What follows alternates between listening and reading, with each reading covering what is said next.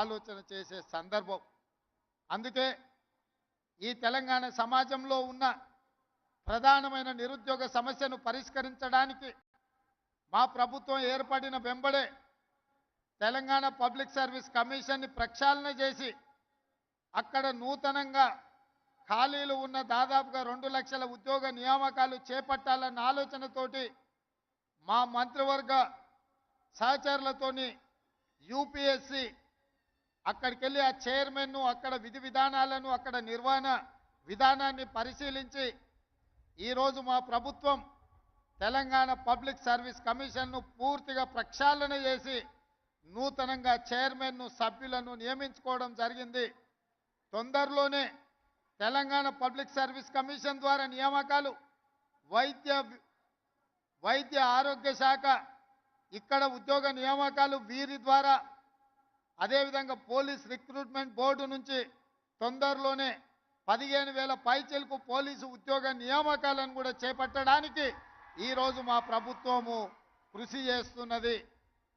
మా బాధ్యత, మాకు ఉద్యోగాలు వచ్చినాయని మేము సంతోషంగా మా కుటుంబ సభ్యులతో విలాసవంతమైన జీవితం గడపడం కాదు, రోజుకు 16 నుంచి 18 గంటల వరకు పనిచేస్తూ మా మంత్రివర్గ సభ్యులు ఏ విధంగా ఈ నిరుద్యోగ సమస్యను పరిష్కరించాలి, మీ జీవితాలలో మీ కళ్ళల్లో వెలుగులు చూడాలి, సంతోషాన్ని చూడాలి అని ఈ ప్రభుత్వము కృషి చేస్తున్నది.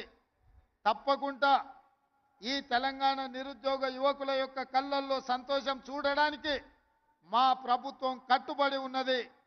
శ్రీమతి సోనియమ్మ ఆశీర్వాదంతో ఏర్పడ్డ ఈ తెలంగాణ రాష్ట్రంలో రాహుల్ గాంధీ గారి నాయకత్వంలో, మల్లికార్జున్ ఖర్గే గారి నేతృత్వంలో తెలంగాణ రాష్ట్రాన్ని మరింత బలోపేతమైన తెలంగాణగా నిర్మించడమే కాదు, విధ్వంసమైన తెలంగాణను పునర్నిర్మించడంలో మా శాయశక్తుల కష్టపడతాం. మీకోసమే అహర్నిశలు కృషి చేస్తాం.